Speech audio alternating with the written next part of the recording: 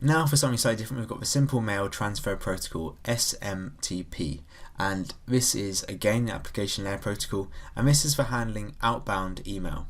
So let's just talk about the operation. It's very simple, as the name in this case suggests. So first of all, we've got our client, and in this case we're talking about the application, the email client, rather than a human or the laptop in general. We're just talking about the actual application that's sending the email, and this will send the email this will send the email to a mail server, which will potentially run SMTP, and then this will be connected to the network that is the internet.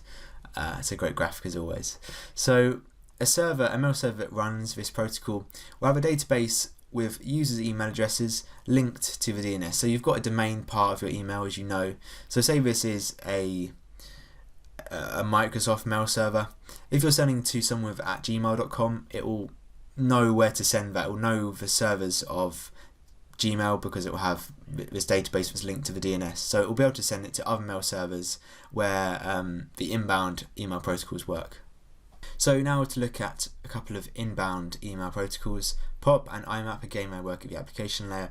And POP stands for Post Office Protocol, and IMAP, Internet Message Access Protocol. A pain to learn, but you could get a very simple question on it. And you would use either, not both. They don't work together, they're separate and they work in different ways, as we'll mention. So same diagram again. In this case, if the mail is coming from the internet to the mail server where it's kind of stored temporarily, then when you can access it, when you've got a connection, it will send it to you. But the actual operation is where, at this stage between the mail server and the client, is where the operation differs between the two.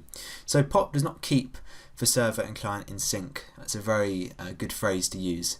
So when you download the mail, when you make this connection to the mail server running the Post Office Protocol, it's deleted as soon as you get your email. So there's no permanent connection between the mail server and the client. The only connection is when you're actually going to download your mail from it. Whereas IMAP keeps the two synced. When you get your email, you only ever download a copy of it.